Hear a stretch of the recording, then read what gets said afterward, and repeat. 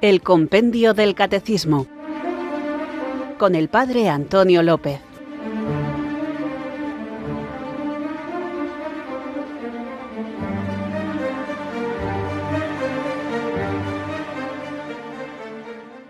Muy buenas, amantes, apasionados, buscadores de la verdad. Recibid mi abrazo del Padre Antonio López desde Irurzun, en Navarra, los que queréis profundizar en el conocimiento de la fe para madurarla, enraizarla en la vida e irradiarla en el testimonio. Vamos allá con nuestro programa de hoy, en el que continuamos hablando del hombre y de manera concreta del alma. Y antes de empezar, os quiero recordar por qué estamos aquí. Toda la finalidad de la doctrina y de la enseñanza debe ser puesta en el amor que no acaba, porque se puede muy bien exponer lo que es preciso creer, esperar o hacer, pero sobre todo debe resaltarse que el amor de nuestro Señor siempre prevalece, a fin de que cada uno comprenda que todo acto de virtud perfectamente cristiano no tiene otro origen que el amor, ni otro término que el amor. Pues tú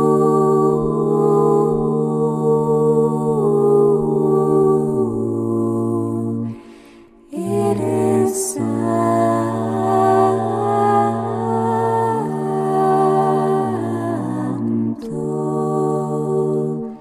pues tú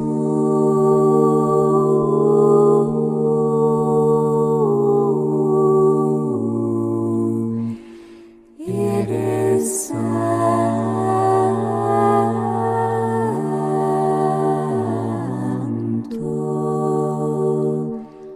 Oh alma mía, bendice al Señor, alábale, adórale, exáltale, magnifícale, glorifícale por siempre.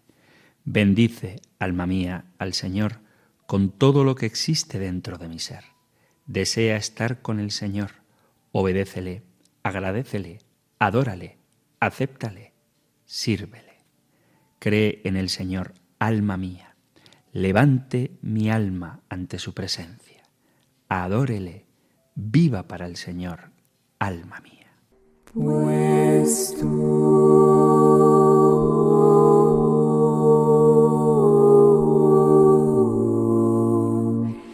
eres santo,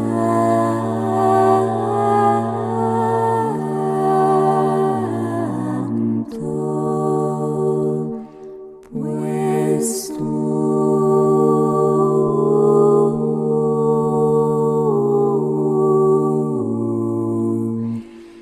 eres santo,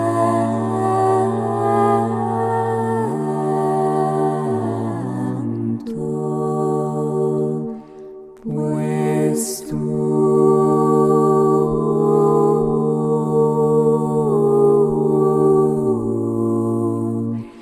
eres santo.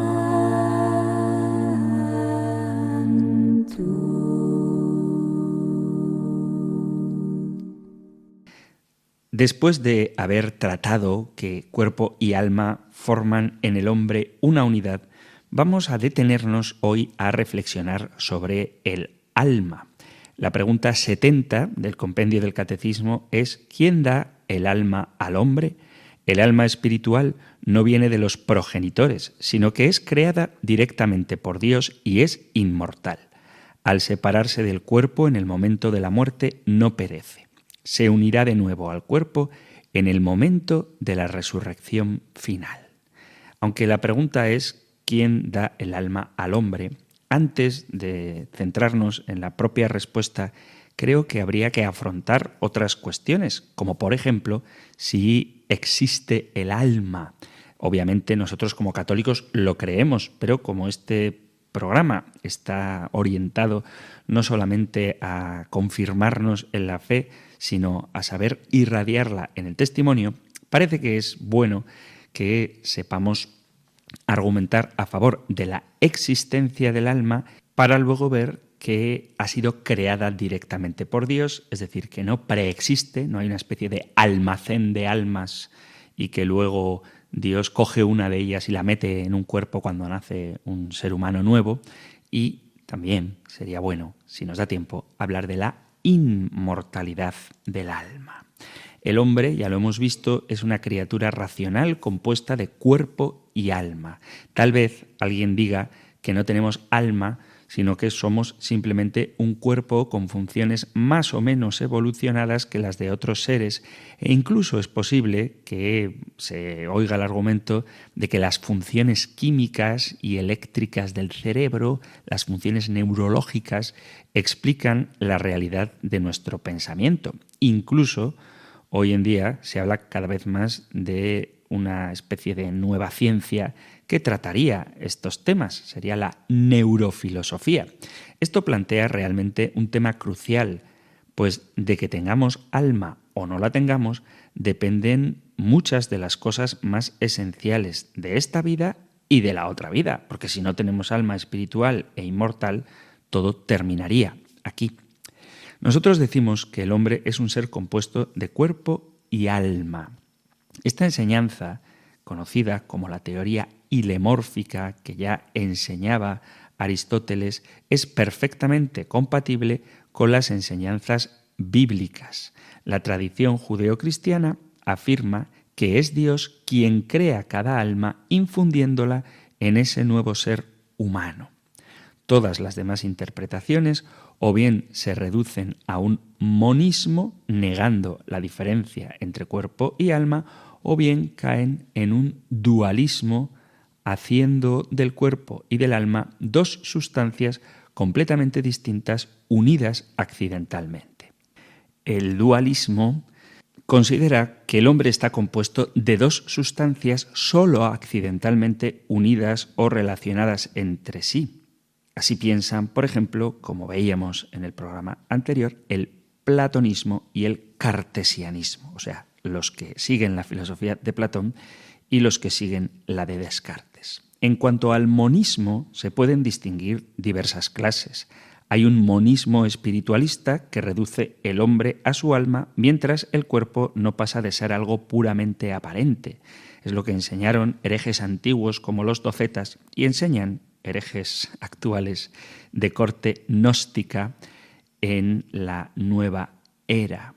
A estos no hay que creerles mucho cuando hablan de espíritu y espiritualismo, porque muchos de ellos creen que el espíritu es un tipo de materia sutil y por lo tanto, en el fondo, no son espiritualistas, sino materialistas. Pero además del monismo espiritualista estaría el monismo materialista, que reduce toda la actividad intelectual a las operaciones sensitivas. Solo conocemos lo que podemos percibir por los sentidos y en nuestro tiempo esto está difundido por algunos científicos que niegan el alma y reducen el hombre al cuerpo y su actividad intelectual y su voluntad a funciones cerebrales. ¿Qué podemos decir sobre la realidad del alma?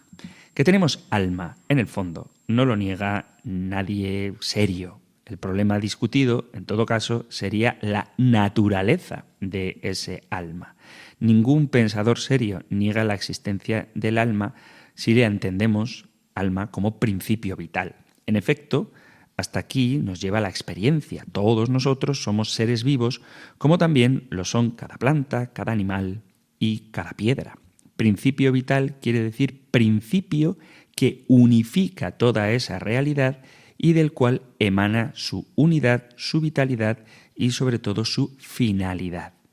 Cualquiera puede entender que no somos un conjunto de órganos, tejidos y funciones yuxtapuestas accidentalmente, sino que, aunque somos un compuesto de distintos órganos, tejidos y funciones, hay una perfecta relación entre sí, con una dirección de todo este ser que soy yo.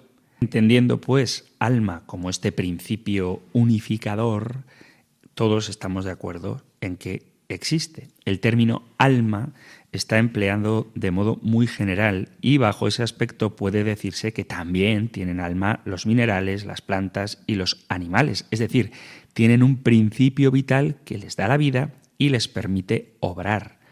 No tienen los animales, las plantas y los minerales el alma espiritual, pero sí alma sensitiva o vegetativa o mineral.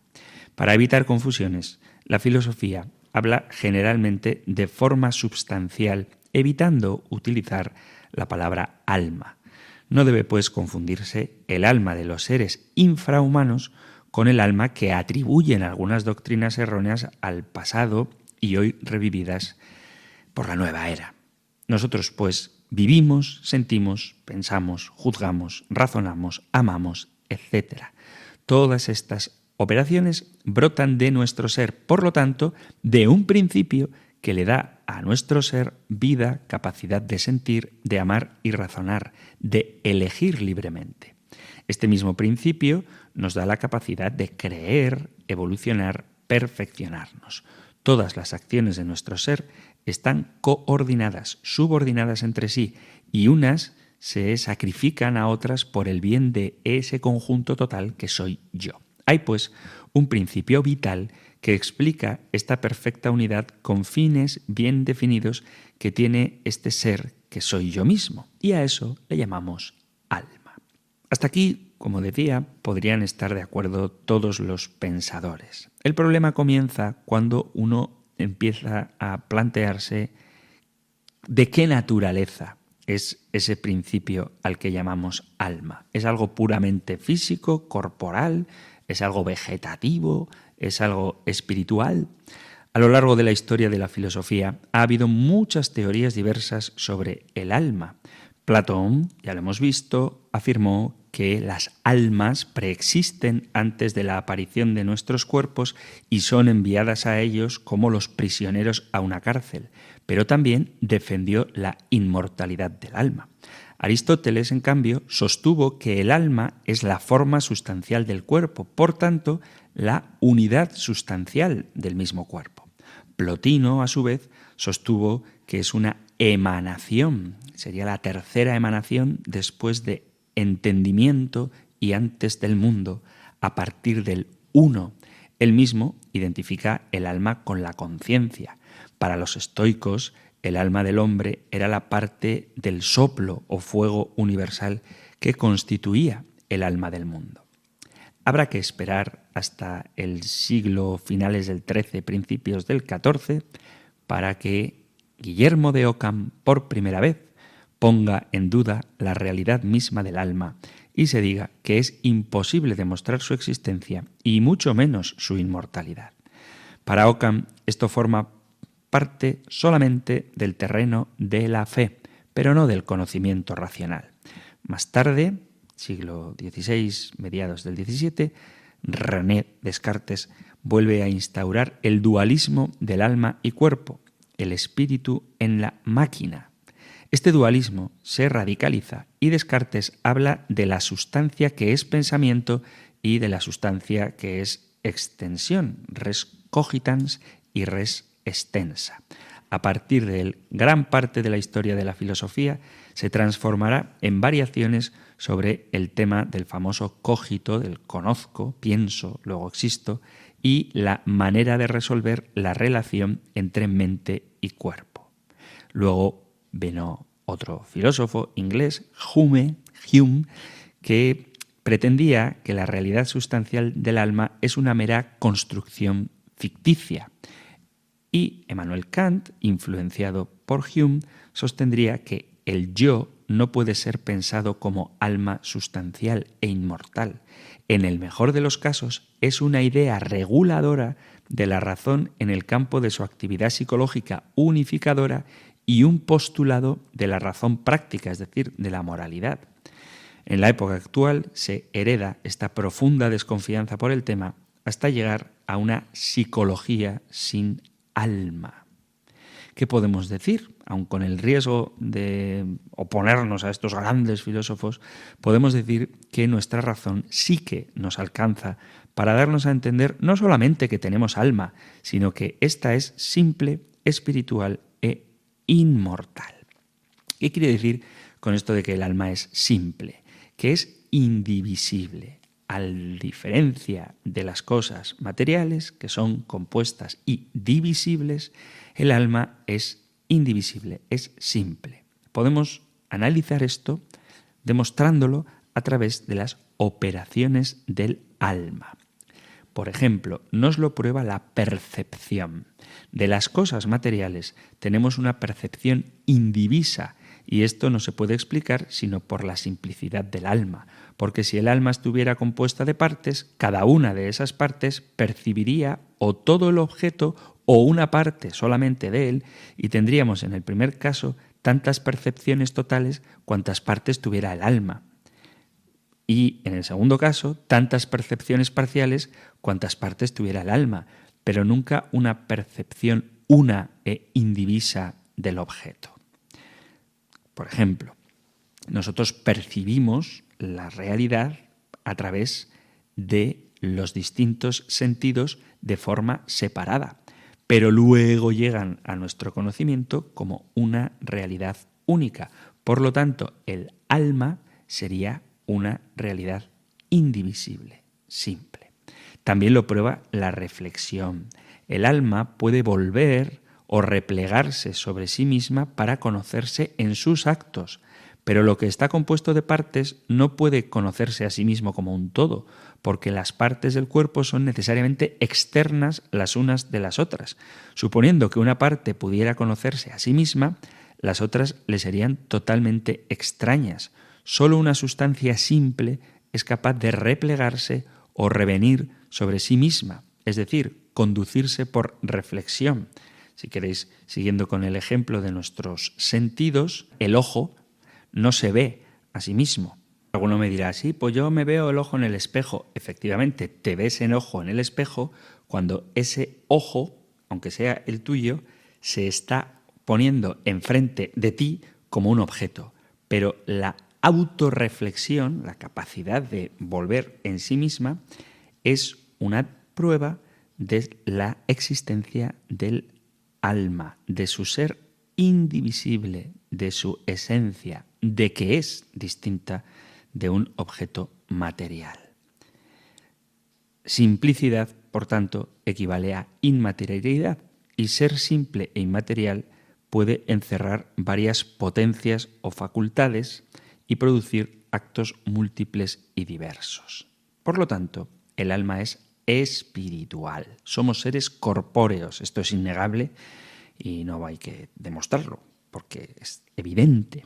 La corporeidad la demuestran nuestros sentidos. Somos influenciados por otros cuerpos y por sus acciones. Sufrimos el calor del fuego, el frío del hielo, nos duelen las heridas, tenemos sensaciones de agrado o desagrado, según la presión que ejerzan sobre nuestros sentidos, determinados manjares, posiciones, actividades. Pero hay algo mucho más importante que esta experiencia de lo corporal. Todo esto es vivido por mí como algo que yo realmente soy. No solamente soy un cuerpo, sino que sé que lo soy. Y con esto comenzamos a trascender lo corporal. Este conocimiento que poseo de mi propia índole corpórea es un hecho intelectual, no un conocimiento sensible. Los sentidos no bastan para que el sujeto que los tiene se represente algo universal como lo es el ser cuerpo.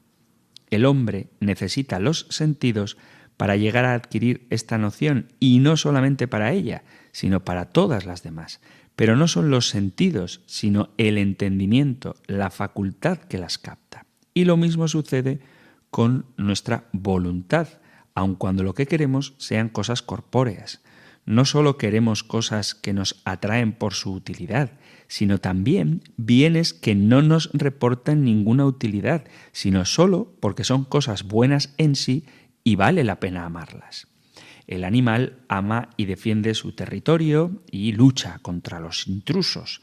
Esto forma parte de su instinto de supervivencia específico, pero no puede un animal hacerse una idea de lo que es la patria, ni en consecuencia amarla. El animal tiene un amor instintivo, ligado a su interés individual o específico. No ama por idealismo, ni por tradiciones, ni por valores espirituales. Un animal matará y se dejará matar para defender un terreno en la selva o en el desierto, pero jamás podrá hacerlo por la bandera que representa, por su himno o por sus poesías. El primer amor que también el hombre comparte con los animales es material, Pero el segundo amor es solo exclusivo del hombre, es espiritual. Un loro amaestrado puede repetir un verso y puede sentirse deleite en el sonido o la musicalidad de lo que está diciendo, pero no puede entender los conceptos ni enamorarse de los mundos infinitos que ellos evocan. Un animal puede excitarse físicamente ante la hembra de su misma raza, pero no logrará jamás que las hojas de un olivo le recuerden con nostalgia los ojos de su enamorada, ni que el barranco que se abre junto a su corral le pueda evocar la profundidad de la mirada de su hembra. Porque ni el olivo ni el barranco exhalan feromonas, hormonas, por las que se desata todo el proceso de excitación sexual ordenado a la conservación de la especie. Y el animal no trasciende estos campos de las acciones y de las reacciones. Somos, por tanto, espíritu y no solo cuerpo, y esto en unidad substancial. El alma es forma del cuerpo. De aquí que el alma humana es espíritu. Se llama espiritual todo ser que no depende de la materia ni en su existencia ni en sus operaciones. El alma es espiritual. Podemos comprobarlo por sus actos, como se prueba la existencia de Dios por sus obras. Es un principio evidente que las operaciones de un ser son siempre conformes a su naturaleza. Se conoce al operario por sus obras. Ahora bien, nuestra alma produce actos que trascienden la materia, es decir, son espirituales, como los pensamientos, los juicios, los actos de la voluntad, y por tanto nuestra alma es espiritual. Lo podemos ver por 3 clases de actos eminentemente superiores a cualquier otro realizado por el mismo hombre. Los actos de pensar, cuando digo pensar me refiero a formar ideas, el acto de razonar, y me refiero con esto a inventar, a progresar, y el acto de querer libremente. Estos actos trascienden lo puramente sensible si lo comparamos sobre todo con los actos análogos de los animales.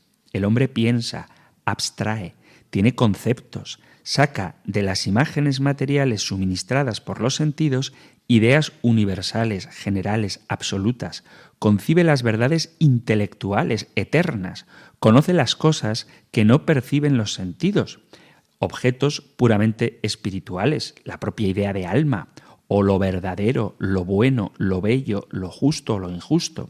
Sabe distinguir las causas y sus efectos, las sustancias y los accidentes.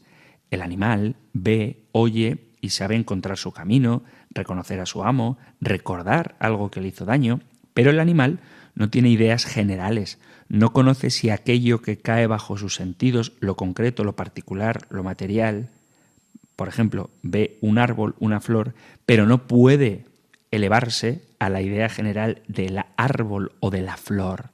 Así, un perro se acerca para sentir el placer de la lumbre, de una hoguera, de una chimenea, pero jamás tendrá la idea de encender el fuego, ni aún la de aproximar un combustible para que no se extinga.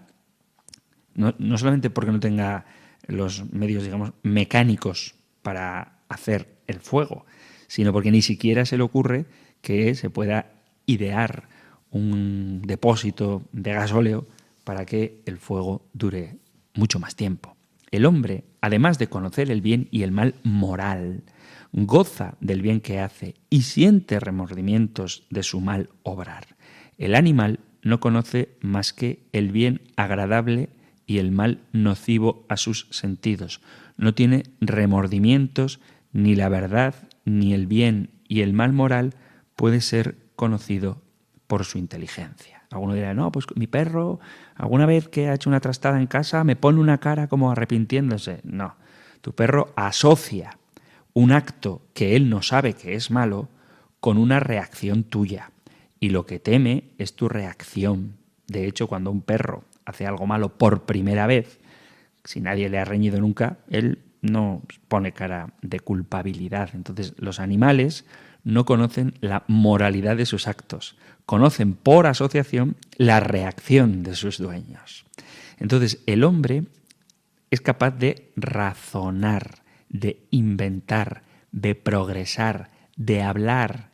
El hombre analiza, compara, juzga sus ideas y de los principios o axiomas que conoce, deduce las consecuencias, calcula, se da cuenta de las cosas, sabe lo que hace y por qué lo hace, descubre las leyes y las fuerzas ocultas de la naturaleza y sabe utilizarlas para hacer inventos maravillosos. Por su facultad de razonar, inventa las ciencias, las artes, la industria y todos los días nos encontramos con un descubrimiento nuevo y admirable. El animal no razona, no calcula, no tiene conciencia de sus acciones, se guía por el instinto. Jamás aprendería ni escritura, ni cálculo, ni historia, ni geografía, ni ciencias, ni arte, ni siquiera el alfabeto. Nada inventa, ni hace ningún progreso. Los animales, en concreto los pájaros, construyen su nido hoy igual que lo hicieron el día siguiente de su creación. Entonces, el hombre crece, evoluciona, ya que hay mucha gente que le gusta esto de la evolución, pero evoluciona espiritualmente. El animal no.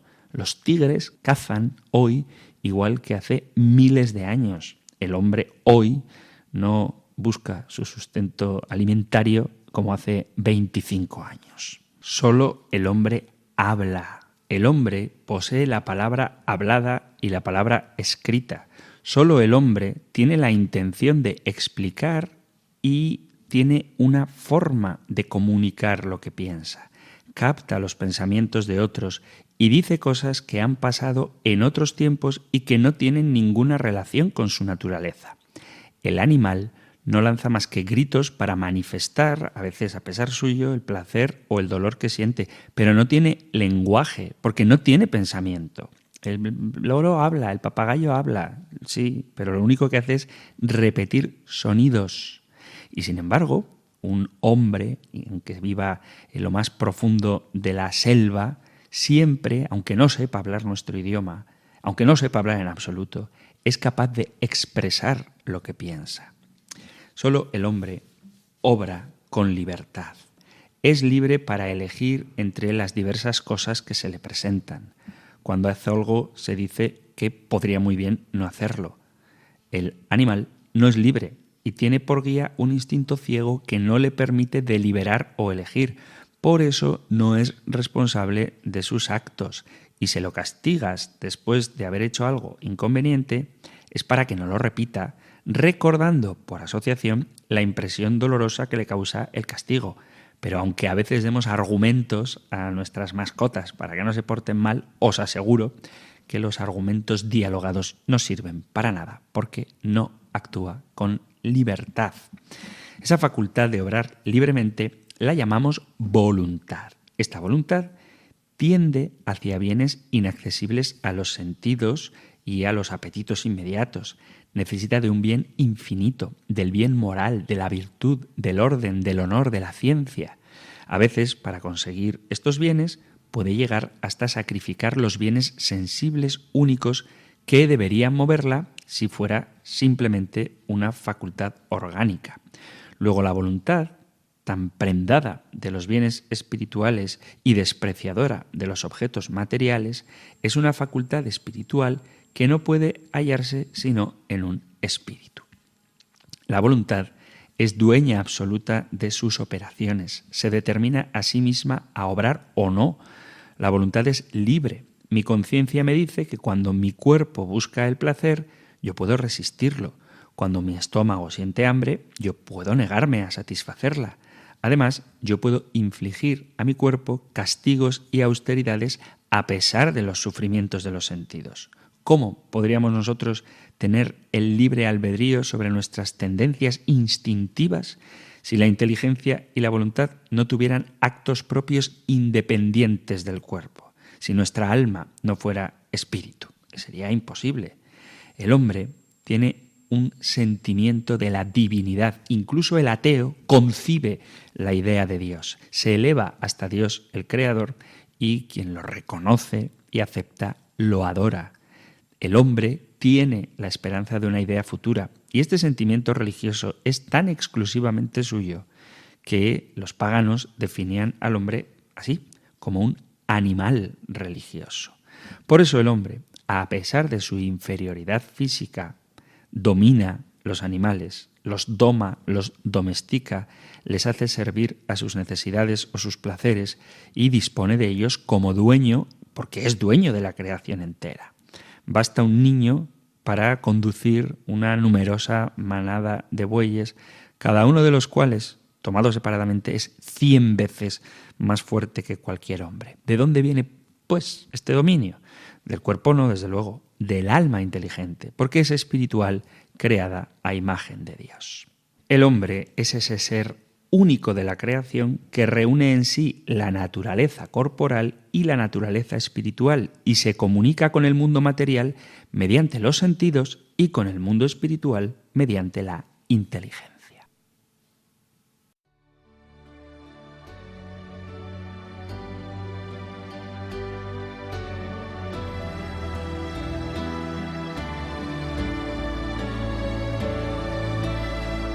Alma de Cristo, santifícame. Cuerpo de Cristo, sálvame. Sangre de Cristo, embriágame. Agua del costado de Cristo, lávame. Pasión de Cristo, confórtame. Oh buen Jesús, óyeme. Y dentro de tus llagas, escóndeme. No permitas que me aparte de ti, del enemigo. Defiéndeme en la hora de mi muerte. Llámame y mándame ir a ti, para con tus santos te alabe por los siglos de los siglos. Amén. Pasión de Cristo, confórtame.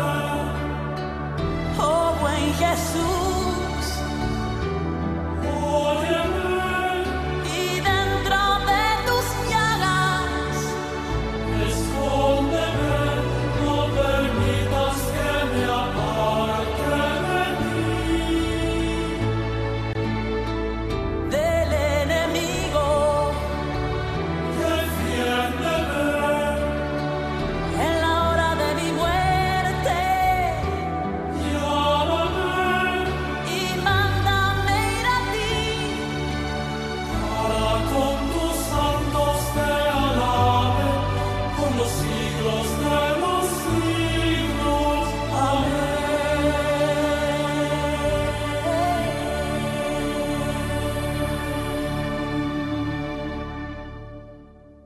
Estás en Radio María escuchando el Compendio del Catecismo, nuestro espacio diario para apasionados buscadores de la verdad, que puedes sintonizar aquí en la emisora de la Virgen de lunes a viernes de 4 a 5 de la tarde, una hora antes si nos escuchas desde las Islas Canarias. Estamos con la pregunta 70, ¿quién da el alma al hombre?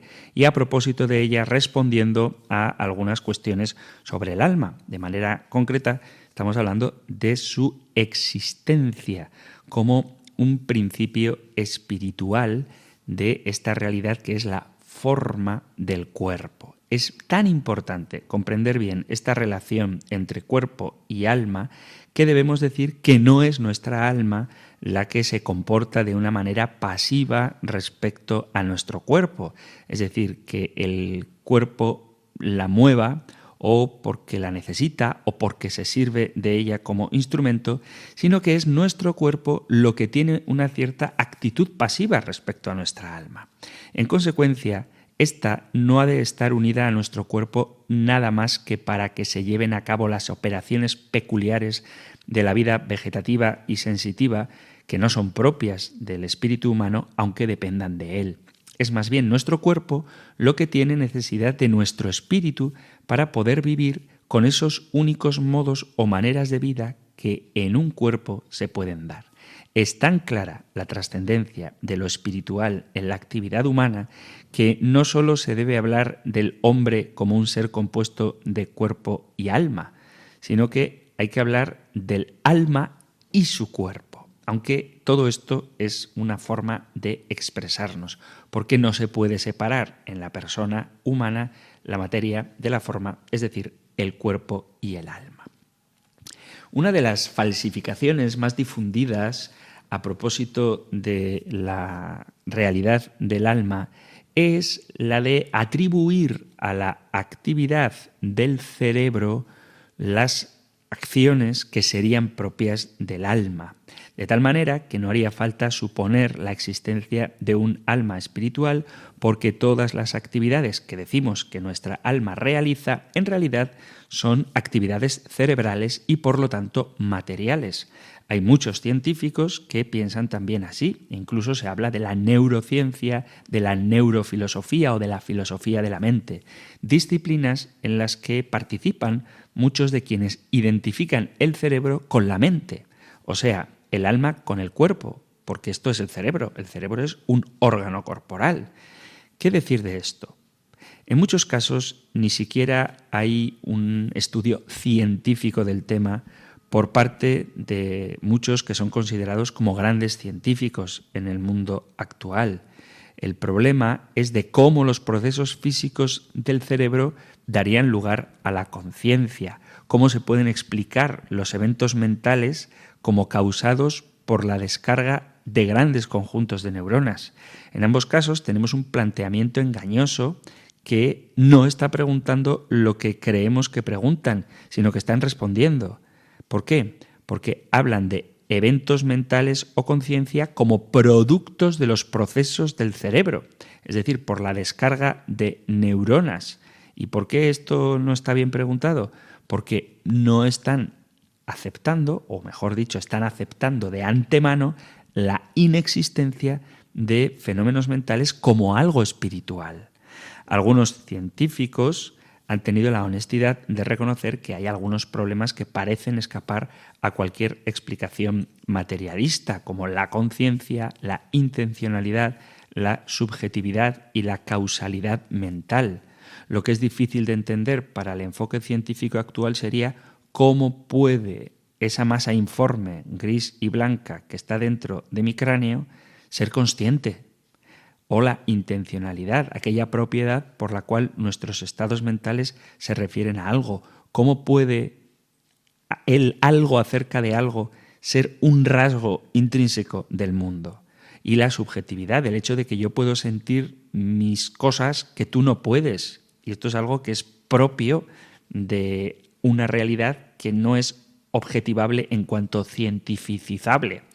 En cuanto rasgo, tiene que ver con la convicción de que todos tenemos nuestros estados mentales con efectos causales sobre el mundo físico y la dificultad que deriva de este hecho en orden a vincular la realidad.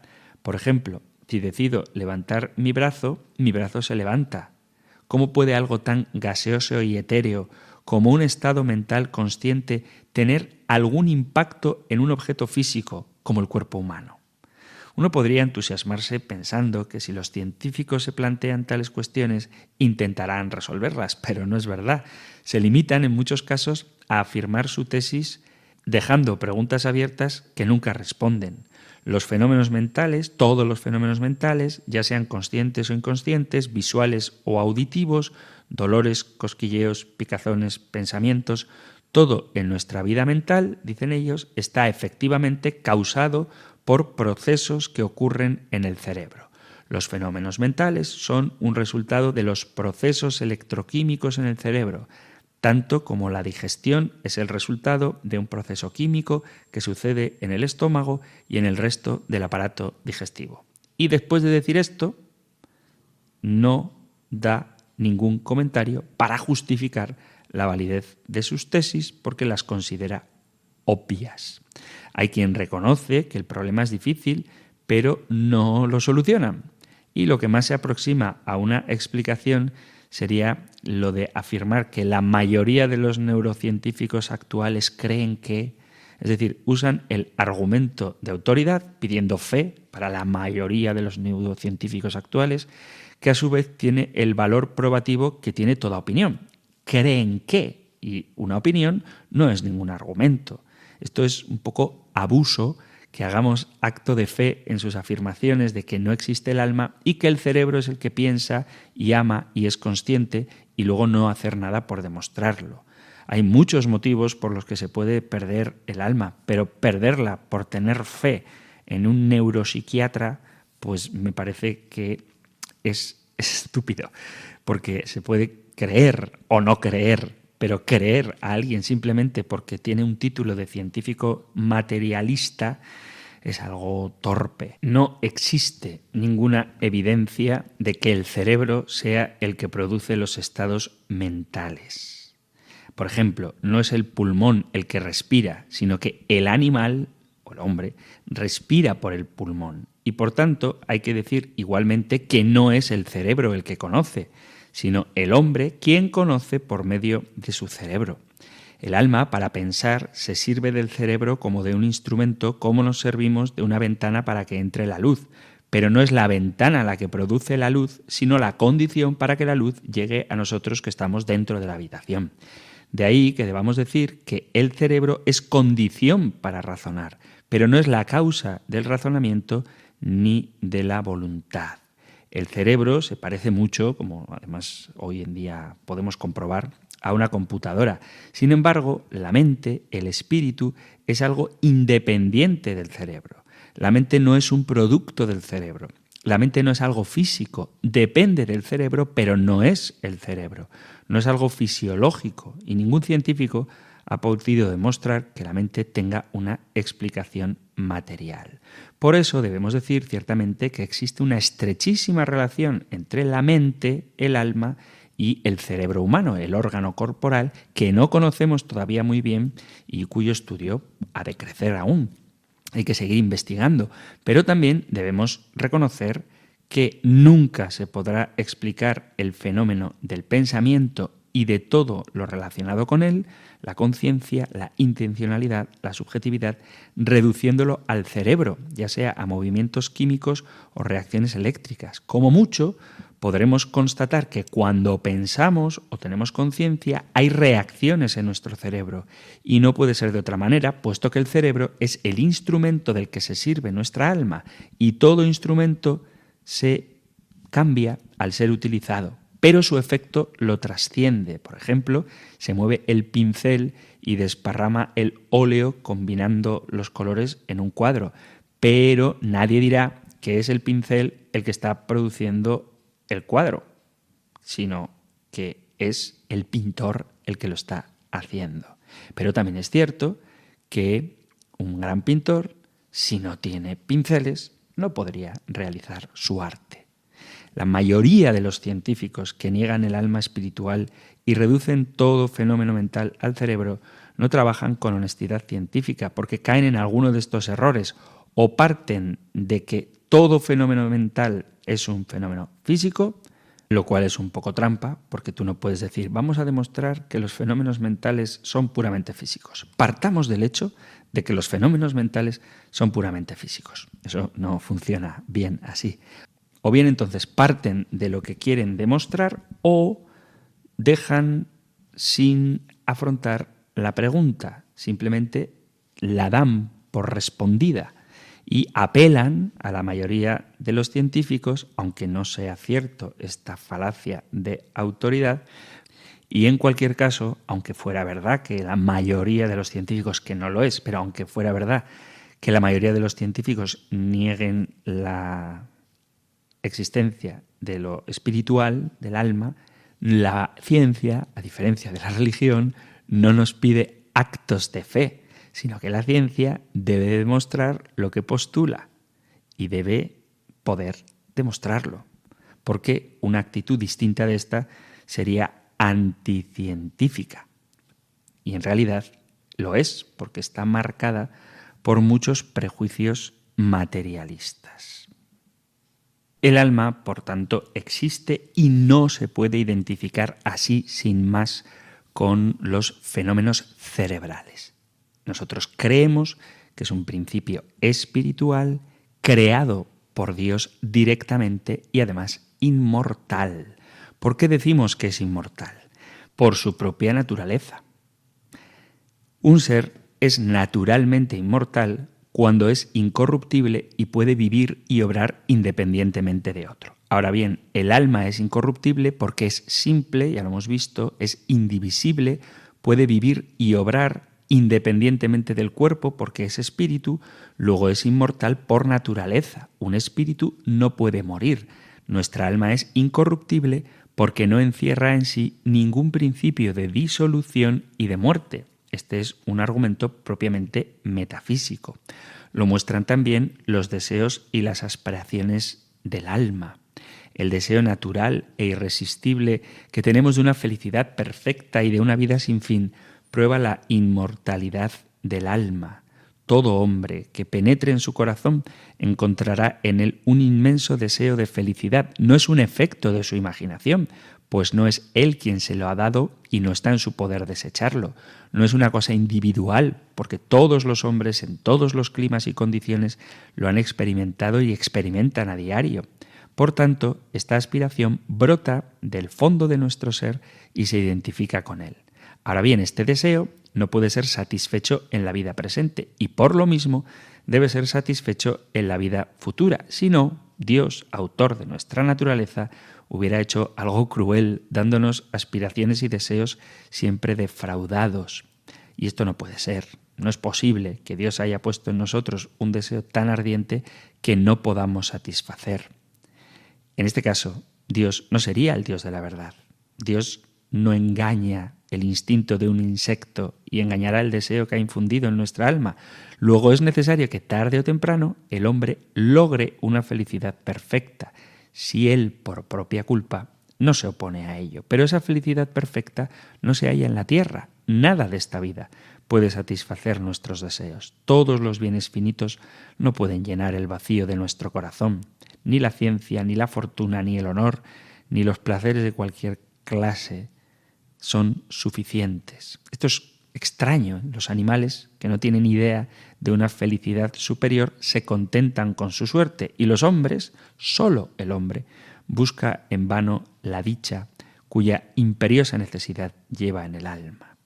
Además, lo exige la sabiduría de Dios. Si Dios es el que es consecuentemente legislador sabio y justo, premiando y castigando según exigen los méritos o culpas de cada hombre. Pero nosotros no vemos en la vida presente una sanción eficaz de la ley de Dios. Por lo tanto, es necesario que exista en la vida futura, so pena de decir que Dios es un legislador sin sabiduría. Esos premios o castigos no pueden reducirse a los remordimientos o la alegría de la conciencia, porque los malvados ahogan los remordimientos y la alegría de la conciencia muy poco comparado con los sufrimientos y las luchas que requiere la virtud. No está en el desprecio público el castigo ni el premio en la estimación de los hombres, porque con mucha frecuencia vemos que son precisamente los culpables los que gozan de la estima de los hombres, mientras que los justos son, en ocasiones, a menudo, blanco de todas las burlas. La sanción eficaz de la ley de Dios no puede hallarse más que en los castigos o premios que nos esperan después de la muerte. Pero más allá de estos argumentos, vamos a ver los argumentos metafísicos. Es un hecho que el hombre muere. Nuestra vida está afectada por el tiempo. En cada instante vemos las huellas que el tiempo deja y llega un momento en que nuestra vida acaba por completo como vivir material. Hasta aquí llega la experiencia. Solo nos dice que el vivir sensitivo y vegetativo dejan realmente de darse en un individuo humano en ese momento que llamamos muerte. Pero no va más allá y no llega a demostrar que con la muerte se extinga la totalidad del ser. Si el hombre se reduce a pura materia, podríamos llegar a esa conclusión, pero ya hemos visto que no es así. La experiencia, por tanto, no nos habla de la no inmortalidad del hombre, sino de la mortalidad de lo que el hombre tiene de material. esto es bueno que lo dejemos asentado para evitar imprecisiones que a veces se dan cuando hablamos con científicos o filósofos que no utilizan el lenguaje con rigor. La experiencia no constata la extinción total del hombre en la muerte, sino sólo la desintegración de su cuerpo. Como experiencia no puede extenderse más que a lo que es directamente experimentable. Lo que es inmaterial no es objeto de la experiencia directa, por lo tanto, de ello no se puede juzgar a partir de la pura experiencia, y con mayor razón se puede decir que las ciencias que se precian de experimentales no tienen autoridad para hablar de estos temas, como un ciego no puede hablar de sentencias de colores, ni un sordo ser jurado de un concurso de música, por más dignidad que tengan. El alma es una, simple y espiritual. De ahí se sigue que sea inmortal. Si la forma sustancial del cuerpo humano, que es el alma, fuese solamente material, la muerte consistiría indudablemente en la extinción de la forma sustancial de nuestro ser, pues no cabe que éste permanezca sin que el cuerpo que lo posee esté viviendo. Pero ya hemos visto que la forma sustancial del cuerpo humano es algo más que principio de nuestra conducta sensitiva y vegetativa. Es la fuente de las operaciones peculiares del entendimiento y de la voluntad. Como veis, la mayoría de los argumentos que he utilizado, por no decir todos, parten de la razón, de la lógica, de la filosofía o de la metafísica. Y no he utilizado tanto argumentos bíblicos porque me parece que cuando tratemos con personas que creen que el alma no existe, los argumentos bíblicos no les van a funcionar. La Sagrada Escritura da por hecha la existencia del alma y no argumenta a su favor, lo mismo que da por hecha la existencia de Dios y no argumenta a su favor. Pero sí que creo que es bueno que nosotros, que estamos llamados a compartir nuestra fe, nos demos cuenta o hagamos caer en cuenta a otros de que hay muchas de esas verdades que nosotros afirmamos que son accesibles por la razón, aunque luego haga falta dar el salto de la fe para poder abrazarlas todas. Sé que no queda respondido todo lo referente al alma. Incluso hay cuestiones como si es lo mismo mente, alma y espíritu, o qué relación tiene con el cerebro, si la Biblia dice algo al respecto, que no he podido profundizar demasiado en ellas. La antropología bíblica, en concreto San Pablo, habla de la división tripartita del hombre, cuerpo, alma y espíritu. Sin embargo, esta estructura tripartita no ha pasado a formar parte de la antropología cristiana posterior, que simplemente dirá que el hombre está compuesto de cuerpo material y alma espiritual. Con la recepción y sucesiva cristianización de Aristóteles en la Edad Media, se abandonó el esquema tripartito para expresarse únicamente en dos polos, cuerpo y alma, las cuales forman una unidad sustancial, es decir, son principios de una misma realidad. El cerebro designa la parte material y el alma la parte espiritual. El cerebro es la parte corporal, el sustrato físico de toda actividad espiritual en el hombre. Cuando hablamos de mente, nos referimos al funcionamiento de ese cerebro, a la actividad a la que da lugar. Percepción, memoria, imaginación, conocimiento, afectividad. El gran tema con la mente es si se puede reducir toda su actividad al entrelazamiento de intercambios neuronales a nivel cerebral o si hay algo más. La mente designa al sujeto protagonista de estas actividades, es decir, al yo, la conciencia, la interioridad, la intimidad. No son procesos que se realizan anónimamente por un cerebro impersonal, sino por un sujeto que tiene conciencia propia de su ser, de su personalidad, de su identidad. Cuando hablamos de la mente, sí que es verdad que algunas de sus actividades se pueden describir desde funciones cerebrales, como la memoria, pero hay otras actividades que la intervención del cerebro no da una respuesta suficiente, como la conciencia o la percepción de las cualidades subjetivas de las experiencias individuales. La raíz de ello es la unidad de cuerpo y alma, de lo material y espiritual en el hombre, unidad que es profunda, que no se puede separar. de ninguna manera. Entonces, cuando hablas de mente, no te refieres solo a la dimensión espiritual, porque ésta se encuentra corporeizada en procesos cerebrales, memoria, sentimientos, etc. Ahora bien, la mente realiza algunas funciones que son propias de un ser espiritual, fundamentalmente el conocimiento intelectual. El cerebro como órgano lo es de los sentidos internos, es decir, de la imaginación, memoria, instinto, conocimiento sensible, igual que los animales. El conocimiento intelectual supone el plus propio de la mente, aunque necesita del cerebro como instrumento para poder realizarse. El alma es el principio vital del hombre que tiene una naturaleza metafísica, un modo de ser espiritual radicalmente diferente de todo el universo físico que conocemos y que le capacita para realizar operaciones intelectuales.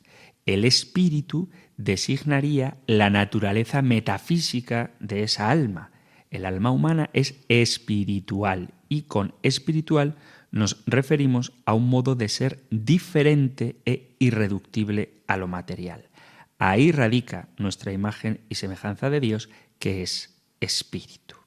Un tema muy interesante el del alma, pero lo tenemos que dejar, que nadie se apene, porque sabéis que si hay alguna cuestión que queráis plantear sobre este u otro asunto relacionado con nuestra fe católica, podéis hacerlo en la dirección de correo electrónico compendio@radiomaria.es, compendio@radiomaria.es o en el número de teléfono para WhatsApp 668-594-383.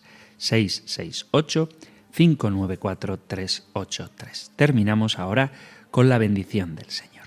El Señor te bendiga y te guarde, el Señor ilumine su rostro sobre ti y te conceda su favor, el Señor te muestre su rostro y te conceda la paz. Pidiendo a Dios Padre la plenitud del Espíritu Santo y de la mano de María, Madre del Hijo, os emplazo hasta un nuevo programa del Compendio del Catecismo.